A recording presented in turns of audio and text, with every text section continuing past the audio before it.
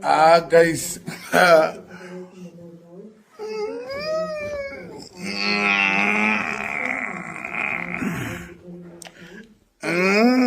This is bad.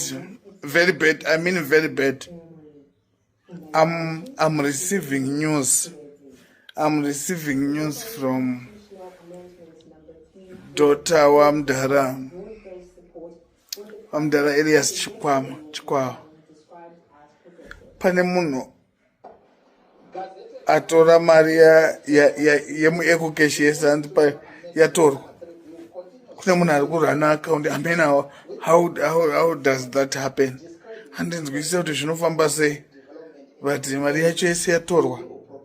Yese yaiswa naOlinda yacho yese yaenda. Yese yanga ichiiswa yese muecocash yaenda. It's sad. Varume muchanopfa kudenga kwete kudenga chete. We are coming after you. We are coming after you. This is not right. This is not right. Mdara is not in good.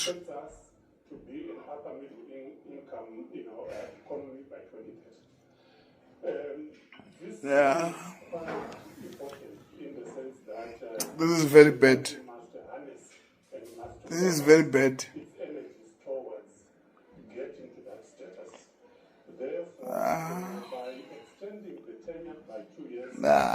Guys. Mr. Chikwava avo vanozivikanwa nekuti baba vesadza vobirwa mari yese yavanga vasenderwa naOlinda Chapel. Nhamo nemanga hazvisiyani. Midzimu yakupa chironda yati nhunzi dzikudye. Imhepo rudzii isingadi chakanaka iri pana musharukwa ava. Vamwe ndivo vari kuti kubva baba ava zvavatanga kuyanikwa pasocial media, mhepo dzacho dzabva dzavamomotera. Kusangana kwatikuita zvakare pachanel ino, chanel yeZimutiness TV, pandinodzoka nemaupdates akasiyana-siyana. Ndinoti kana kari kekutanga kusvika pano, ndinokumbira ungobaya button rekusubscribe, then turn on the notification bell kuitira kuti usarasikirwe neevery update yandinodzoka nayo pano nguva nenguva. Zvinosuwisa uye zvichirwadza. Ishoko rinorwadza kutambira kwazvo kumhuri yeZimbabwe, kunyanya kune avo vanotevera nyaya yaMr Elias Chikwava pamwe chete nevari kuvabatsira. Shoko riri kuti Mr Chikwava vakabirwa mari yese yavakanga vasenderwa kubva kuna Olinda Chapel muzuva ranezuro 19 March 2026. Mibvunzo iri kuti imbori mari chaizvo yavakabirwa. Ko angave akaba mari yacho ndiani chaizvo? Uye mari iyi yakanyatsobiwa iri pai? Mari yakabirwa Mr Chikwava iri kunzi i1600, inova mari yavakasenderwa naOlinda Chapel kuburikidza nekuvimbisa kwaakanga aita pakutanga. Mari iyi iri kuratidza kuti yakabiwa nemunhu through ecocash mushure mekunge mwanasikana waMr Chikwava ashare OTP, then mari ndokubva yaenda kuma accounts ane mazita anoti Tatenda Chizanga and Prince Dambuzo. This information yabudiswa iyo neMatrix ichiyambira ruzhinji rweZimbabwe kuti vasafa vakashare OTP yavo apo yanyora iyo kuti preliminary investigations have indicated that Baba Vesadza's ecocash account has been hacked through an OTP code sent to his phone. The daughter, who was in possession of the phone, unknowingly shared the OTP through the fraudster link. Funds are still stuck in the recipient's accounts and efforts are underway for Econet to address the situation. Please musapa vanhu ma-OTP code anouya mufoni menyu. Izvi zvaitwa nemunhu anga achiziva kuti baba vane mari ende aine nhamba dzavo. Our team is looking into it to identify the culprits involved. Uku ndo kunyora kwaita iko Matrix ichitaura zvakaitika panyaya yekubiwa kwemari yaBaba Chikwava. Then Olinda Chapel atsinirawo kubiwa kwemari iyi zvakare apo aisaposti anyora iye kuti more than 1600 has been taken out of his account. I'm not Tatenda Chizanga or Prince Dambuzo. I don't have ecocash. This is now too much for me. ecocash Zimbabwe, this is seriously out of order. Your system seems to have breaches. Why is this happening? You can easily track this. Uku ndokunyorawo kwaitwa zvakare naOlinda achikonfema kubiwa kwaitwa mari achiblema EcoCash Zimbabwe. Ladies and gentlemen, nyaya yababa vesadza inosuwisa kwazvo kuti chii chaizvo chiri kumboitika muupenyu hwavo, nekuti zuro uno vakarohwa kuchinhoi vachipomerwa mhosva yekuba foni, nhasi uno vobirwa mari yavanga vaplejerwa futi. So ladies and gentlemen, ndo nyaya ndanga ndakakubatirai muzuva ranhasi, inova nyaya yababa vesadza avo vakabirwa mari muzuva ranezuro. Mamukasi, inini muri kutoda musoro wangu mpleti kama Zimbabweans. Kutoda musoro wangu mundiro, muchandistroke. Chimbosiyana ina mudara. Ndiani mufungwa dzake dziri right anobira baba vesadza. History yavo muri kunyatsovaziva. Muri kunyatsoiziva kwavari kubva muri kunyatsokuziva. Shuviro yavo muri kunyatsoiziva. Ma struggles avo ese I think zvese zvingori pachena kwavari kubva nekwavari kushuvira kuenda nezvavari kusangana nazvo vari murwendo rwekuenda. Muri kunyatsozviziva. Woita zvivindi zvekuda kubira munhu akadaro. Ndakutyai. Kushaya kwenyu mwoyo kunototyisa. But tivhundutsirwe neizvozvo. Tinongoda kungotenda Mwari because we have managed to freeze some accounts embavha idzi, so mari yakangofrizirwa imomo aina kuitwa cash out, ndaichakwanisika kuita cash out.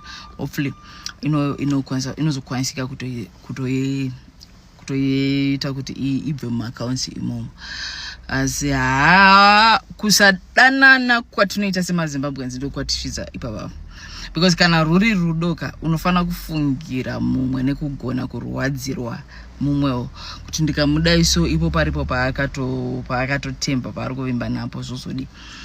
Asi Satani anenge achingozama chatiringokumbira panguva ino yeminamato yevanhu vanorevesa vane rudo chairo munamato kuna baba vedu.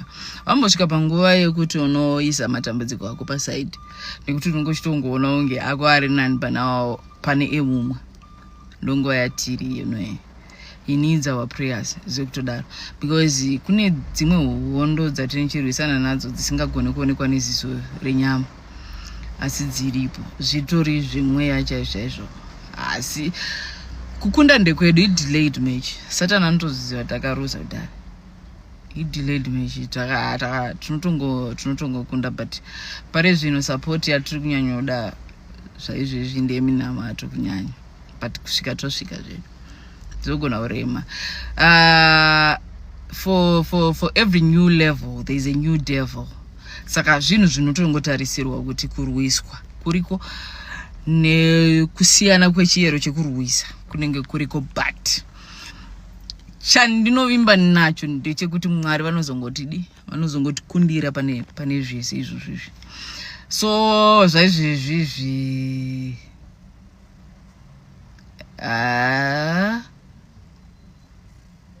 ndingamboti takundwa isusu. Ini handibvume defeat zvekutodaro. Tinotokunda ngesaka but ngatingoramba tichivanamatira mundara. Zvavanoshuvira zvibatike zviendeke. Zviitike semadiro avari kuda kuti zviitike ivo. So notukada kutotarisaka utongoona kuti ndezvaSatani zvega. Chero even nyaya yavakasungirwa chaiyo yanga isitombori theft zvekutodaro. Because vanotonzi vakatosvika kurufu nemudzimai wakasangana naye mukombi vakatotanga kutotaura nyaya because vakaziva vese kuti vari kuenda kurufu 1 kurufu rwemwana waAshi. Ndobva vatodzika mukombi vese bva vasvika parufu papai. So vasvika pagedhi mukadzi uyu ane munhu waikominikera naye anga atori kurufu kudhara. So aida kubvunza kuti ndipo here maybe achidescribe panhu paangasvika vabuditsa foni yake. Asi saka mudhara vari kunzi vakabva vati hapasiripo hapasiripo mhani vachimutorera foni yakuti asafoni handei vavamutorera foni. So machinjiro akangoita zvinhu ipapo nematorero vakaita foni. Mukadzi uyu anofanira kunge akabva angorohwa nehana paangoudza vanhu vanga aripo kuti vari kunditorera foni vakutoenda nayo. asi zvanga zvisiri zvekuba hapana akamhanya hapana akatombotora zvekuda kuba because pavakatongonzi matora foni yamadha vakatongobvuma pavangova vakatomupa mafoni avo ese neavo yacho. Saka element yekuba chaichaya panga pasina asi vakatorara muchitokisi. Ndopanotongoona kutoti Satana atori pabasa. I don't even know who misinformed mapurisa because in version yandakatopiwa yakasiyana nechi neyandakatozopiwa nema eyewitnesses. Saka untongoona kutoti Satana anenge ada kungozama kumisa nekurwisa nekuita sei topabuda panotozongobudiwa but chinhu chatofana kudzidzira semaZimbabweans rudo kudanana. Tikagona kudanana pana patinozombofa takaita zvivindi zvokuitirana utsinye. Auitire utsinye munhu unoda azviiti. Saka zvingori pachena kuti rudo chero hatina asi ikoneti muri kutiremera zvedu. Andisukuziva kuti masystems enyu sei ane maloopholes akadai so and aita maloopholes akadai so oka process yekuti zvigadzirike yakarebesa zvekuti zviri zvekutoti Mwari vanenge vatopinda munhu anotota cash out akaenda nemari. Maprocesses enyu muri kumarebesa zvisingaiti. Andizive kuti nechikonzero chokuita sei but kazikiri kekubiwa kwemari neOTP nei sei kari kugoneka kuaccessika kuchinhu chenyu chete. Tibatsireiwe papa ameno kuti tozvifambisa sei but tokumbira kubatsirwa because tichapedzira takutoziza kuisa mari muikokesha.